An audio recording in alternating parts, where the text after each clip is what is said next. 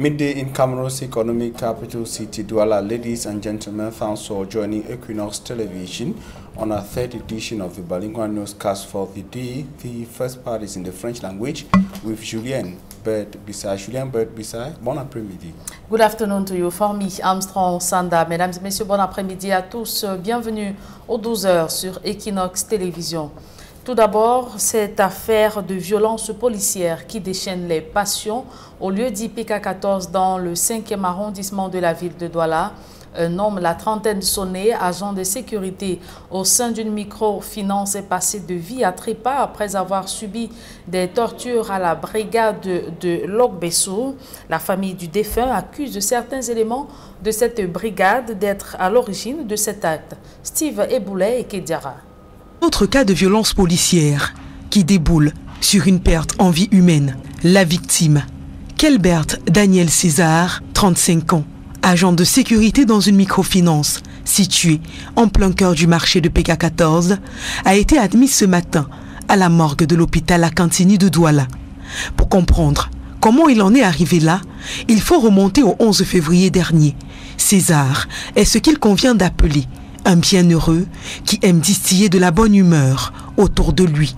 Ce jour-là, il va essayer de faire une blague à une dame régulière dans ce box réservé aux coiffures. Mais pour une fois, sa blague est jugée de mauvais goût. Il a trouvé la dame, il a seulement touché la dame à l'épaule. Elle a dit non, ne me touche pas. Il blaguait le jour-là. Il dit que si tu te touches, tu vas me faire quoi? En blaguant simplement. Elle dit non, ne me touche pas, ne me touche plus. Bon, lui, se disait peut-être que ce sont les blagues qu'il fait souvent avec les gens ici là. Nous sommes habitués à ces blagues. C'est ainsi que les choses dégénèrent et une bagarre s'ensuit. La dame se lève, elle ramasse la bouteille qu'elle avait à main, la bouteille d'eau à boire qu'elle avait à main. Elle veut taper le gardien avec. Il prend maintenant la bouteille là, il botte ça, la bouteille va tomber là-bas devant. Après elle s'est levée, c'est elle la première à se lever. Elle porte au tabouret, elle dose le gardien. Là, le gardien prend le tabouret, il arrête maintenant ça avec ses mains. Vexée de l'attitude de César, la dame va se rendre à la brigade de gendarmerie de Lok-Bessou, située de l'autre côté de la route, et revient quelques minutes plus tard, accompagnée de gendarmes. Quand le gendarme vient, il se présente. Je suis marchand de logis-chef Youssoufa. Peut-on vous identifier? Le gars a dit qu'il ne peut pas partir. Il est en service parce que c'est lui le vigile de la microfinance. Après, il enlève la carte d'identité, il donne à ce gendarme. On a envoyé 2 éléments qui n'étaient pas en tenue. C'est ces 2 éléments qui propulsent le monsieur en route à l'amener à la brigade. Kelbert Daniel est malgré tout interpellé et détenu. Entre 30 minutes après, la dame revient dit que je l'ai enfermé. Je l'ai enfermé. Il est là-bas gardé, il va voir qui est fuit. Il l'a enfermé. Alors même la dite somme qu'elle devait payer pour les tresses là, elle n'a pas voulu les payer. Donc c'est elle qui me paye. C'est plutôt le gendarme qui m'a payé la honte qui revenait à ma femme. Sa compagne et sa sœur, qui se chargent de lui ramener des produits de première nécessité, déclarent avoir trouvé un homme amoindri, fatigué par les coups et les actes de violence subis au cours de sa détention. Le 13 février, soit 2 jours seulement après son interpellation, sa sœur lui ramène à manger dans sa cellule et face au refus des gendarmes, elle avoue avoir forcé le passage. Dans la colère, je suis entrée forcément dans la gendarmerie. Ce sont les prisonniers qui étaient en cellule qui me disent là où on a enfermé mon frère. J'ouvre là-bas, je regarde, je vois le lit vide. Quand je regarde derrière la porte, je vois mon frère couché en train de confuser, il est en train de rejeter la salive, les yeux sont en train de partir. Mon frère, la langue partait, il avait déjà croqué la langue. Sous le choc, elle pousse un cri de détresse. J'appelle les gendarmes, mon frère est en train de partir, vous êtes là assis. Les gendarmes ne viennent pas. J'appelle les gendarmes, mon frère est en train de partir, les gendarmes se lèvent. Quand ils viennent guetter, ils constatent que mon frère est couché au sol. Ils constatent que c'est là que l'un d'entre eux demande qu'on peut lui faire sortir en salle pour qu'il puisse le taper. C'est quand ils constatent que mon frère est en train de vomir déjà le sang qu'ils ont pris au sérieux. Ils ont délégué l'un de leurs collègues qui part chercher le taxi pour l'amener à la cantine. Finalement, c'est à l'hôpital de district de la Cité des Palmiers qu'il sera transporté Face à sa situation qui se dégrade, un transfert est effectué ce lundi vers l'hôpital La Cantini de Douala où la victime semble aller mieux. Mais ce mardi matin, c'est un coup de fil de son médecin traitant qui va mettre un terme à l'espoir de la famille. Après un malaise, Kelbert Daniel César est passé de vie à trépas. Une mort que la famille attribue aux actes de maltraitance et de non-assistance à personne en danger, ce d'autant plus que les témoins oculaires de son arrestation affirment. À la brigade, je ne sais plus comment la fête a continué, mais ce que je me rappelle, c'est que le soir, il y a un indique au nom de Ndjambe qui est venu ici devant ma boutique danser. Il a bien fouetté ce monsieur avec de la machette jusqu'à fendre son dos et qui va lui montrer. Le lendemain, son collègue Eyen, qui est aussi un indique, vient, il me dit que quand il y a un problème comme ça, il ne faut pas que je me mette parce que cette affaire peut m'amener loin. Je lui ai dit, monsieur, vous n'êtes qu'indique. Vous n'êtes qu'indique, vous ne m'intimidez pas. Il a dit, il a reçu un coup de fil. Il me dit, voilà donc que je pars déférer. Je lui demande, vous partez au déféré, vous êtes gendarme. Si le commandant de la brigade de gendarmerie de Lok-Bessou affirme ne rien savoir des actes de violence qui auraient été portés sur ce jeune citoyen au sein de son unité, les photos prises par la famille du défunt au fond de sa cellule et dans le taxi, ainsi que le rapport médical, laissent penser à un cas de violence qui aurait été exercé par des forces de maintien de l'ordre sur ce citoyen qu'ils avaient pourtant le devoir de protéger. Et en éducation, l'université de Ngaoundéré, foyer de mauvaises méthodes de gestion des fonds publics, plus des très mauvaises pratiques comptables ont déjà fait perdre à cette institution des centaines de millions de francs CFA au détriment des investissements et charges à assumer. Déficits, dettes et dépenses non justifiées s'élèvent à près du milliard de francs CFA. Jean-Blaise Noupayé, Jean-Paul Chougnat. À l'université de Ngaoundéré, la gabégie financière s'est érigée en mode de gestion depuis plusieurs années. L'opacité et les irrégularités dans les procédures comptables se dénombrent en quantité dans l'exécution des dépenses publiques de cette institution, financée à 95% sur le budget de l'État. L'interdiction des quittances manuelles. L'année passée, on a été confronté à des quittances manuelles. Que moi, je sais qu'il n'y a plus de quittances manuelles. Chaque fois que les quittances reviennent d'un service d'enregistrement, ils viennent d'abord chez le contrôleur sur Bordeaux. Nous ne voulons plus voir les prestataires porter les quittances en bas pour éviter le faux. Le bilan des mauvaises pratiques et toutes les indélicatesses de gouvernance que dresse le contrôleur financier se passe de tout commentaire pour avoir fait perdre des centaines de millions de francs CFA au détriment de la bonne marche de l'université de Ngaoundéré. Le compte d'emploi 2020 s'élève à 700 millions et personne n'a justifié. On a généralisé l'attestation d'immatriculation parce que ces simples papiers, les gens peuvent les éditer à dents et porter n'importe quel numéro.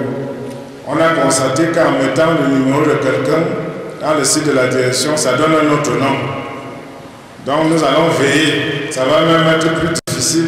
Illustration de cette malgouvernance universitaire. En 2018, l'institution a été incapable de respecter ses engagements du 4e trimestre, traînant ainsi des dettes ça et là. Le ministre des Finances, Lupaul Moutazé, a même refusé de combler un déficit à forte odeur de détournement de fonds publics à grande échelle. Est-ce qu'on va un peu serrer le coude pour chercher à régler les problèmes de 2018? Alors, le ministre des Finances ne veut pas nous donner l'argent, il dit de nous-mêmes faire comme on peut faire. Dans sa correspondance du 17 septembre 2020, il a demandé qu'on tienne compte de ça dans le budget de 2021. Donc ça veut dire que dans ce budget de 2021, on va résoudre toutes les problématiques des impayés de 4e tranche de 2018. Plus grave encore, dénonce le contrôleur financier. L'université de Ngaoundéré a dû payer cash une pénalité de 100 millions de francs CFA pour avoir prélevé des taxes sur des opérations sans les reverser au service régional des impôts. Interrogé sur cette malgouvernance institutionnalisée, le recteur de l'université de Ngaoundéré dit sa part. Qui est en train de faire cette genre d'exercice, c'est la même chose qu'on va faire. Et sinon, de manière globale, pour que les ordonnateurs délégués maîtrisent exactement ce qu'ils doivent faire pour une bonne gestion au sein de l'université. Les dirigeants de cette université vont donc devoir se débrouiller à trouver l'argent quelque part pour combler un déficit cumulé évalué à plus du milliard de francs CFA. Aujourd'hui, dos au mur, l'université de Ngaoundéré manque de moyens financiers conséquents pour payer le personnel enseignant et non enseignant et surtout achever la construction des infrastructures à l'abandon depuis des années. Au conseil d'administration de l'institution, le contrôleur financier siffle la fin de la récréation, demandant aux ordonnateurs de dépenses de serrer la ceinture. Ces agents feront désormais le gendarme. Le moindre franc CFA ne sortira plus des caisses sans être justifié. On va examiner vos dépenses de temps en temps pour voir s'il y a des rapports. Évitons les déblocages. Si vous avez déjà une dépense supérieure à 500 000, passez par un enregistrement marché en bonne et due forme. Le budget de 9 milliards 300 millions de francs CFA pour l'exercice 2021 ne suffira donc pas pour satisfaire tous les besoins sans cesse croissants d'une université qui compte en son sein une dizaine de grandes écoles de formation. Et en sport, qui organisera les compétitions de football au Cameroun? Deux comités se disputent la vedette. D'une part, il y a le comité intérimaire désigné par la FIFA après la suspension du tribunal arbitral sportif. En face, c'est le comité provisoire de gestion mis en place par l'Assemblée générale de 2009. Les deux comités ont tenu des réunions hier mardi à Yaoundé dans le but d'annoncer la préparation du lancement de la nouvelle saison. Aïssiré pour plus de précision. Au siège de la Fédération camerounaise de football au quartier Tchinga à Yaoundé, des visages bien connus de présidents ou représentants de clubs sont réunis autour de Seydou Mbombo Njoya. Celui qui signe désormais comme président par intérim de la FECAFOOT lève d'abord le voile sur la portée juridique des actes qu'il s'apprête à poser. Il est important de vous rassurer que c'est en toute légalité, légitimité et sérénité que nous organisons ces championnats. Seydou Mbombo Njoya donne par la suite l'objectif de la rencontre. Notre réunion de ce jour, comme vous le savez, a pour principal objectif d'examiner les voies et moyens pour la relance de notre championnat professionnel pour la saison 2020-2021. En ce qui concerne la FECAFOOT, toutes les dispositions sont déjà prises pour le démarrage effectif de ces compétitions. Pour la nouvelle saison, les championnats Elite 1 et Elite 2 se joueront en deux sous-poules déjà constituées. Match d'ouverture pour l'Elite 2 le 26 février, match d'ouverture pour l'Elite 1 le 27 février 2021. Seydou Mbombo Njoya espère que l'État mettra à sa disposition les stades et moyens financiers nécessaires au lancement de la saison. La question des infrastructures et des subventions de l'État n'est plus une énigme. Nous sommes confiants que cette problématique sera résolue dans les plus brefs délais. À Tchinga, l'on parle relance des compétitions. Mais dans le même temps, au siège de la Ligue de football professionnel au quartier Fouda à Yaoundé, le CPG, comité provisoire de gestion mis en place par l'Assemblée générale 2009, est réuni en séance ordinaire. Après avoir examiné les points inscrits à l'ordre du jour, la première décision est prise. Les championnats Elite 1 et Elite 2 seront organisés par la Ligue de football professionnel du Cameroun. Nous avons rétabli la Ligue professionnelle conformément à la décision du tribunal arbitral de sport, décision devenue définitive, dans ses fonctions d'organe chargé de l'organisation du championnat professionnel de football du Cameroun. Le CPG met en garde les présidents de clubs qui seraient tentés de prendre part à un championnat organisé par toute autre entité que la LFPC. Nous avons attiré leur attention sur les risques qu'ils encourent en allant participer à un championnat qui est organisé par des gens n'ayant aucun mandat. Parce qu'après, le résultat du championnat peut être attaqué, ils auront perdu et l'argent et l'énergie. Suspendu par le TAS, mais maintenu en fonction par la FIFA pour gérer les affaires courantes, l'équipe conduite par Seydou Mbombo Njoya est également la cible du comité provisoire de gestion. Nous avons décidé de suspendre un certain nombre de personnels qui ont violé les statuts de la FECAFOOT et de la FIFA en portant devant les juridictions civiles une affaire de sport. Deuxième chose, nous avons retiré au comité intérimaire, qui est de l'autre côté, les pouvoirs d'organiser quelques manifestations que ce soit. Mais si le calme a régné à Tchinga pendant les travaux de l'exécutif désormais intérimaire de la FECAFOOT, La tenue de la séance ordinaire du comité provisoire de gestion au quartier Fouda, par contre, n'a pas été un long fleuve tranquille. Des éléments des forces de l'ordre ayant fait irruption dans la salle ont tenté d'interrompre les travaux. C'est la brigade de Goussou. Je suis avec le sous-préfet. Le sous-préfet m'a requis pour l'accompagner au niveau de la ligue de football à Fouda. Non, vous fonctionnez avec la loi. Hein. Vous pensez que c'est l'arbitraire. Vous pouvez décider arbitrairement de faire ce que vous voulez sans vous appuyer sur la loi. On l'a envoyé pour interdire la réunion. J'ai demandé, est-ce que j'ai fait une déclaration de réunion?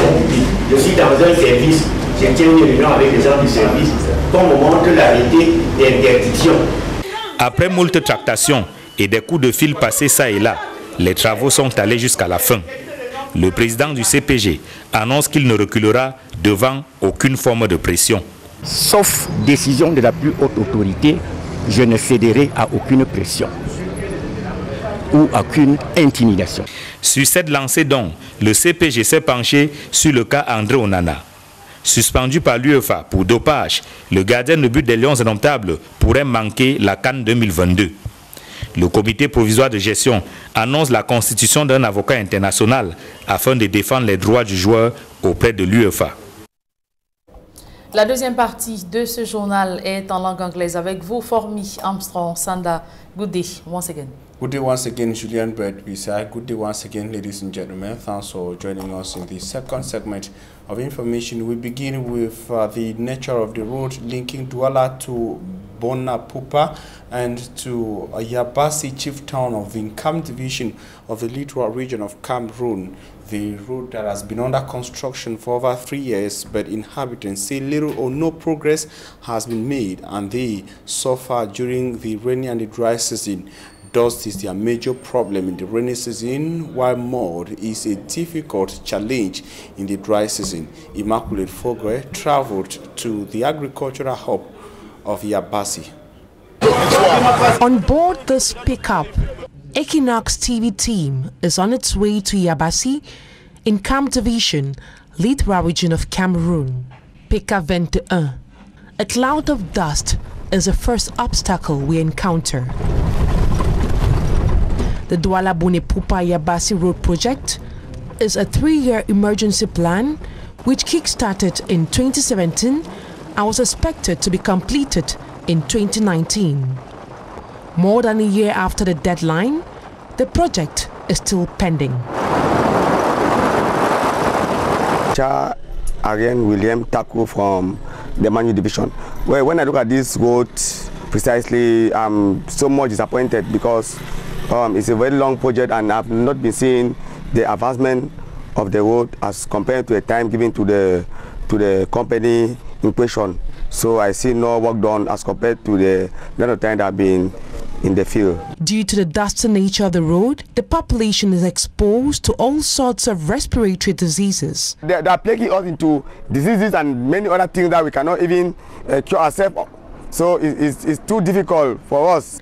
Yabasi is an agricultural pool, but much of its farm produce get rotten the farm due to the bad state of the road linking the locality and the country's economic capital.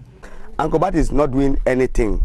I tell you anything, and Ankobat needs a sanction. But when I see the technical team coming from Yaoundé to investigate how work is being done here, they come here and they go back. Ankobat is still here. So I begin to wonder. I begin to ask questions here and there to people around me, to other people outside of me, to the world at large. They come here, they see what Ankobat is doing, that they are doing nothing. They go back to Yaoundé and they continue to do nonsense. The company handling the project attributes the slow pace of construction work to financial constraints emanating from government's failure to disburse funds for the completion of the project. Apart from the problem of bad roads, inhabitants of Yabasi need potable water and electricity. And I will take you to the infamous torture of Ndu in the Donga-Mantung division of the northwest region of Cameroon to say that the victim has reportedly returned from the hospital in Kambe and is now in Ndu. Though family members say he is still having some pains around his chest, they are also raising concerns that he was not scanned. The said person on his part, however, says he is responding to treatments. In this report, Equinox Television takes you to when it all started and the current stage of the Ndu torture case.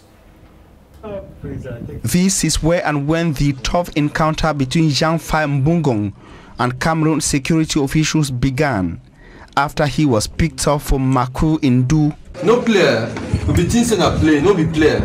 At the veranda of the Ndu Council premises, an amateur video shows Jean-Fai Mbungong being interrogated by 3 police officials. When you try, you go die for the matter. If not them, they send you.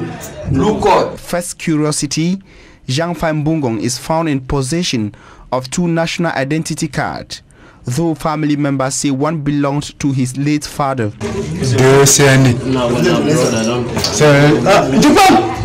He is also seen in possession of natural medicine and charms, increasing the curiosity of the uniformed officers.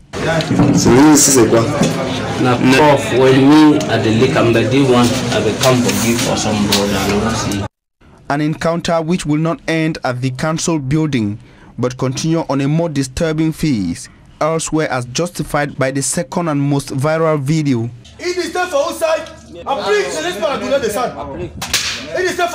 A video in which he is unacceptably tortured by a mixed team of gendarmes, police officials and soldiers.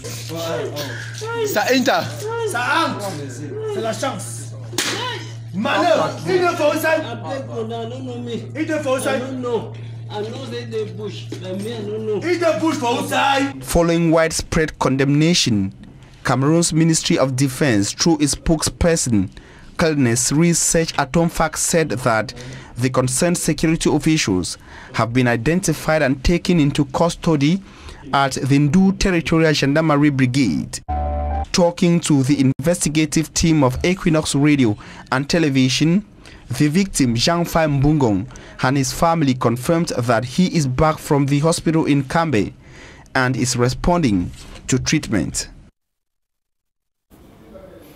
And now we talk issues still with regards to the armed conflict in the northwest and southwest regions of Cameroon, to say that some elite sons and daughters of Libya Lem division in the southwest region of Cameroon have jointly condemned the attack and assassination of 3 traditional rulers of Libya Lem division in a village known as Eso Eta recently. According to the senior divisional officer for the Libya Lem division, Chiefs Fualeso Peters, Chief Foreman Benedict and Chief Simon Fozi were assassinated by a separatist leader, Field Marshal, on instructions from his leader, Chris Ano. Photos of the assassination of the traditional rulers were made public on social media in Cameroon by Paul Tasson, who is an elite of the Libya Lem division and also a minister delegate in the Ministry of the Economy, Planning and Regional Development in Yaoundé. He published the photos on his official Twitter account. He went further to call on his brothers and sisters of the Libya Lem division for a grand meeting in Yaoundé. Photos you see there are those of the meeting of Libya Lem sons and daughters yesterday at the National Museum in Yaoundé. They all came up and condemned the assassination of their traditional rulers. In speeches and demonstrations, they expressed their worries with the unending armed conflict in the northwest and southwest regions of Cameroon and the negative impacts of the war on the 2 Anglophone regions and also the Libya Lem division in particular. And I will talk something else, taxation in Cameroon. According to the Directorate General of Taxation, most employers and entrepreneurs in Cameroon are yet to clearly understand the new tax system. It was because of the challenge that he traveled to Cameroon's economic capital city in a meeting with the entrepreneurs and key stakeholders in the economic sector in Cameroon on the ways to explain the new tax system to them. The new tax system is said to have gone operational since the start of the year 2021. Charles Ekome tells us more in the following report. The prohibition of the payment of taxes and duties in cash at tax offices and specialized management units, the consecration of e-payments on compulsory methods of payments of taxes and duties for large companies, the revision of the payment deadlines for taxes and duties for tax collectors' notices from 30 to 15 days. These are some of the modified tax and finance laws for 2021, which have been put to question by economic and finance operators who seem to have a problem understanding these laws. But the population, the ordinary person, doesn't even know. Even companies, you have to have a good tax guy who takes the pains to read and explain to you. So you find out that taxpayers go on, the year is almost through, and they don't even know that there are advantages, or reforms that have been done that should benefit everybody. So I think one of the key things we go away with is the need for this dialogue, the need for the government, for the tax department to look at ways to educate the population cannot be overemphasized. In the bid to finding ways of making these laws comprehensive, the Director of Taxation in Cameroon, Modeste Mopa Fatoing, will be presiding over a 5-day conference which began on the 15th of February in the economic capital, Douala. I came to deliver two messages. The first one was to congratulate the taxpayers of our country for having met their obligations in 2020, because 2020 was a very difficult year, but the taxpayers were able to pay what was expected from them, and the taxation administration was able to meet its target, and I wanted to congratulate them. Secondly, I took the opportunity of this visit to have discussion with taxpayers about the reforms that are undergoing within our taxation administration, especially the e-procedures in terms of e-filing, e-payments, and it was a wonderful discussion. I also seized the same opportunity to discuss about the changes that happen within the financial law, to throw light on the new measures that will be implemented beginning from January 2021. This working conference, with a weekly agenda aimed at enlightening these economic actors of large companies as well as economic operators of small and medium-sized companies, so as to revise these laws in the presence of financial experts and making them applicable for all Cameroonians. The report brings us to the end of the midday news on Equinox Television. We thank you for your keen attention. Julien Bird Bissana will be back here tomorrow at 7 a.m. God willing. Julien, see you tomorrow at 7 a.m. Le rendez-vous est pris pour demain 7h, s'il plaît à Dieu, Formi, Armstrong, Sanda. Mesdames, Messieurs, merci d'avoir suivi cette édition bilingue du journal. Retrouvez Immaculée Forgoué pour votre quotidien santé en langue anglaise.